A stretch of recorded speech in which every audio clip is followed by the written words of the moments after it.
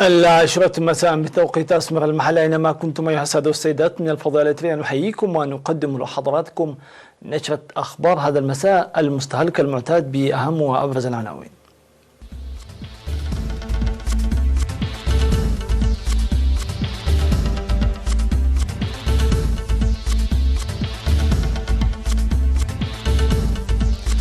اختتام ورشة حول مستقبل العمل.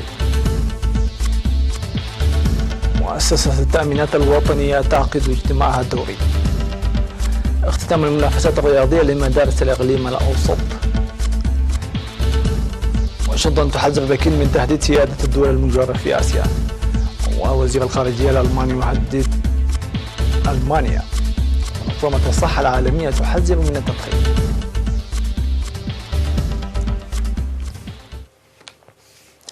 أهلا بكم من التفاصيل. اختتمت أمس الجمعة ورشة العمل التي نظمتها الكونفدرالية الوطنية للعمال بالتعاون مع منظمة العمل الدولية حول مستقبل العمل في البلاد. وأوضح مسؤول الشؤون السياسية في الجبهة الشعبية للديمقراطية والعدالة السيد يمان القبراب في الشرح الموسع الذي قدمه بعنوان السلام الإقليمي والفرص الجديدة للتطور المستدام أن السلام الإقليمي والشراكة تعتبر ظاهرة جديدة لمنطقة القرن الأفريقي التي حرمت من السلام في السنوات 60 الماضية. وأن إريتريا ظلت تعمل من حيث المبدأ منذ مرحلة الكفاح المسلح لوجود شراكة إقليمية على أساس السلام والاحترام مع دول الجوار، وتقوم بجهود جادة في مرحلة السلام الراهنة إيمانا بأهمية الشراكة الإقليمية المبنية على احترام السيادة والخيار المستقل والمصلحة المشتركة والثقة المتبادلة. وأوضح السيد سامسون برهاني من وزارة التنمية الوطنية في ورقة العمل التي قدمها حول استراتيجية التنمية الإريترية أن الحرب التي اندلعت في 1998 أعاقت التقدم المضطرد لاقتصاد إريتريا، مشيرا بالأرقام تحقيق إنجازات هامة في السنوات العشرين الماضية بتوسيع مجالات الصحة والتعليم وغيرها من الخدمات الاجتماعية رغم التحديات. وقال السفير تسفا ميكائيل قراتو من وزارة الشؤون الخارجية والسيد تخستبيري رئيس الكونفدرالية الوطنية للعمال في ختام الورشة أن العهد الجديد يحتاج إلى العمل المضاعف المتفاني، وأن الورشة تعكس ذلك، مؤكدا بأن بناء الوطن بناء للشباب ويجب القيام باستثمار في الشباب وبذل الجهود لتوريثهم قيم الجبهة الشعبية كإرث ثقافي. وذكر المدير العام لقسم العمل في وزارة العمل والرعاية الاجتماعية السيد ولد يسوس إليسا أن الورشة هدفت لتقييم فرص وتحديات العمل في إريتريا، موضحا بأن العمل في عصر العولمة يقاس بالتقانة والمعرفة وتساعد للاستعداد المسبق للتحديات بتأهيل القدرات البشرية بالعلم والتقانة.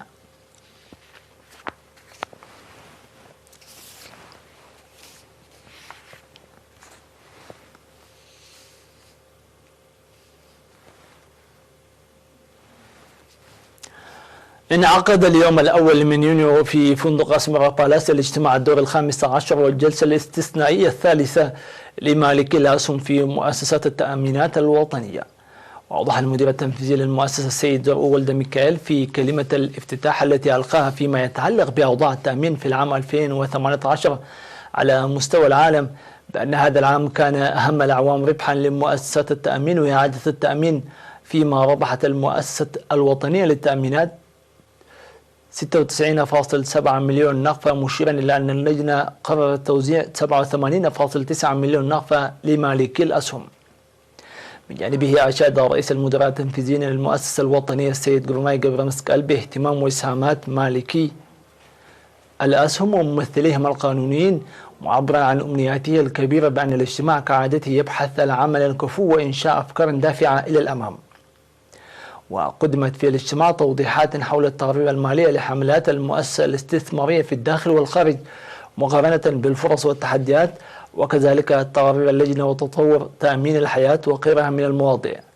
وأوضح سكرتير لجنة مؤسسة التأمينات الوطنية السيد ألكسندر زمكيل وكالة الأنباء بأن مالكي الأسهم صادروا في الاجتماع على مقترح إجراء بعض التغييرات في قانون المؤسسة، وقدمت اللجنة لمالكي الأسهم تقاريرها وأصدرت قرارات تساعدها في عملها. وتشير مستندات مؤسسة التأمينات الوطنية التي أسستها الحكومة الإريترية في العام 1992 إلى أنها باعت في العام 2044% من الأسهم للمواطنين.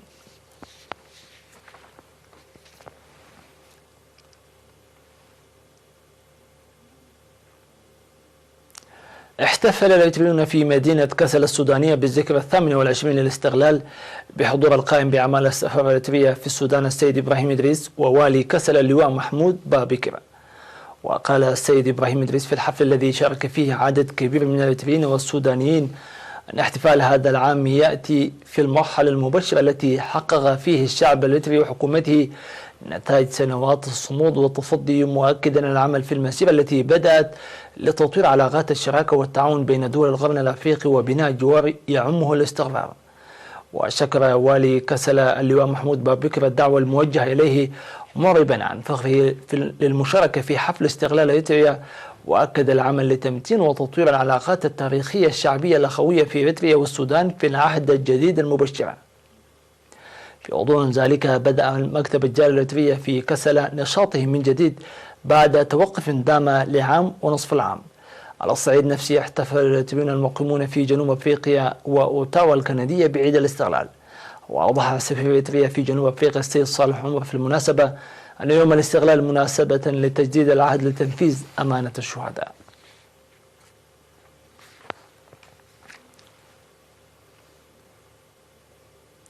شهد استاد أسمر الدولي اليوم الأول من يونيو مراسم اختتام الفعاليات الرياضية لمدارس الإقليم الأوسط المنتظمة عبر فرع التعليم بالإقليم في العام الدراسي 2018-2019.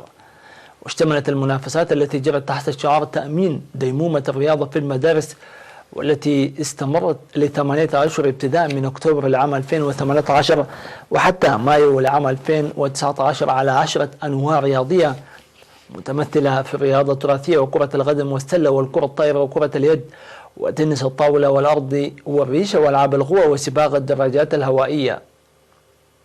وألقى مسؤول التعليم في الإقليم الأوسط الأستاذ بلاي هبتكابر في مراسم الاختتام التي حضرها كبار المسؤولين في الحكومة والجبهة، بينهم حاكم الإقليم اللواء رمضان عثمان أولياء، بالإضافة إلى الضيوف وآلاف من الطلاب، أوضح فيها مشاركة أكثر من 13,000 رياضي. وشهدت البطولة الطلابية في كل المناشط منافسة شرسة وكفاءة عالية. وأشار مسؤول الرياضة بالفرع الأستاذ موسى جزائي مشاركة 180 مدرسة، منها 106 ابتدائية و50 متوسطة و24 مدرسة ثانوية. في الختام وزعت الجوائز على الفائزين من الطلاب ومديري المدارس الذين ساهموا بفعالية لإنجاح البرنامج.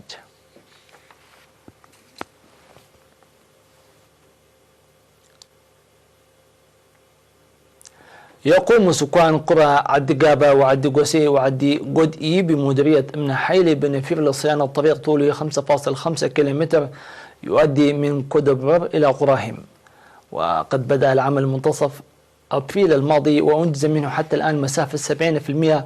وأوضح السكان بأن الطريق الترابي يعيق تحركات السيارات في موسم الأمطار ويؤثر على حياتهم الاجتماعية والاقتصادية، ويأملون انتفاء هذه المشكلة بعد صيانته. وأشار مدير مديرية أمن حيلي السيد إبراهيم مكنن إلى بناء الحكومة طريقا جديدا من الطريق الرئيسي لأمن حيلي إلى عد بحيلاي، مشيدا بمبادرة السكان.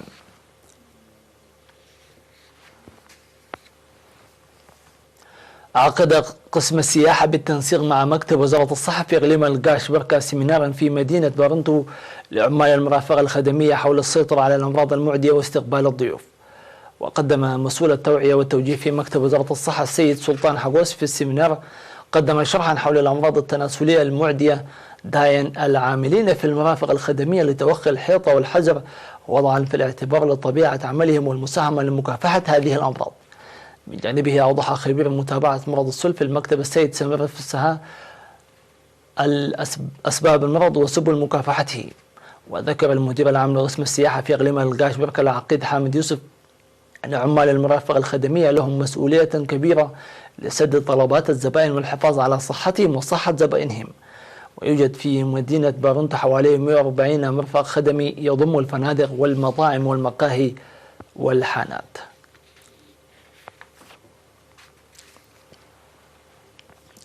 سيداتي سادتي إلى فاصل ثم نوافيكم بالأنباء العالمية.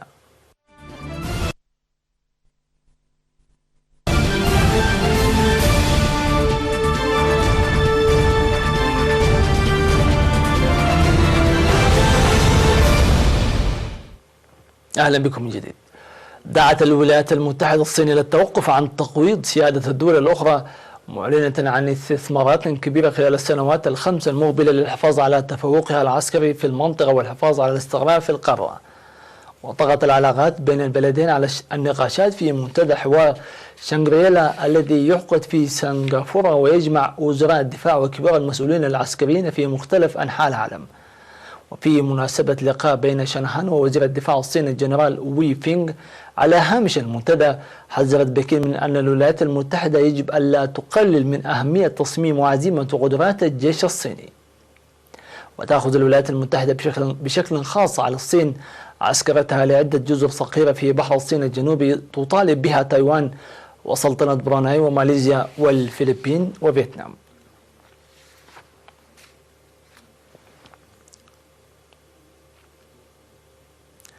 هددت الولايات المتحدة الأمريكية حليفتها ألمانيا بأنها قد لا تتمكن من تبادل المعلومات الهامة مع واشنطن حال سماحها لشركة هواوي الصينية بتشييد البنية التحتية للاتصالات لديه، وذلك في إطار الضغط الأمريكي على عدة دول غربية من أجل دفعهم للتخلي عن خدمات عملاق التكنولوجيا الصيني. وفي أحدث تصعيد للتوتر بين جانبي المحيط الأطلسي بشأن التجارة والأمن، قال بومبيو في أول محطة في جولته الأوروبية أنه على الرغم من أن البلدان ستتخذ قرارا سياديا بشأن المعدات التي ستستخدمها فإن هذه الخطوة ستكون لها تبعاتها. والتقى بومبيو مع المستشارة الألمانية أنجيلا ميركل وأجرى معها محادثات موجزة قبل المغادرة إلى سويسرا، حيث وصف ألمانيا بأنها شريك عظيم ومهم وحليف للولايات المتحدة.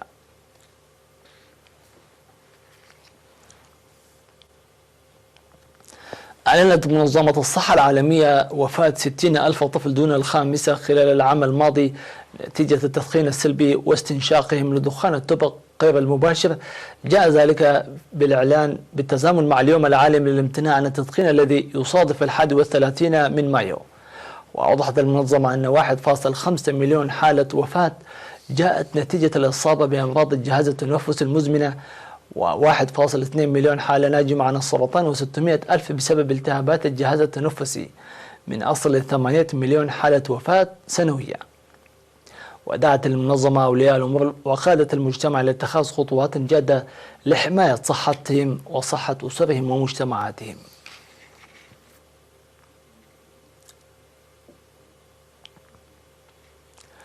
تم ربط أول جسر للطريق السريع عبر الحدود يربط بين الصين وروسيا بعد أن بدأت الأشغال به في عام 2016، وسيكون الجسر طريقا جديدا للنقل البري يربط بين المنطقتين الصينية والروسية، وتبعدان عن بعضهما أقل من 700 متر بعدما كان يتم نقل البضائع بين المنطقتين عبر الشحن بالسفن. وسيقوم المهندسون والعمال بإنهاء أشغال الجسر ليكون جاهزا للاستخدام بحلول نهاية هذا العام، ومن المتوقع أن ينقل هذا الطريق 1.4 مليون مسافر و3 ملايين طن من البضائع في عام 2020.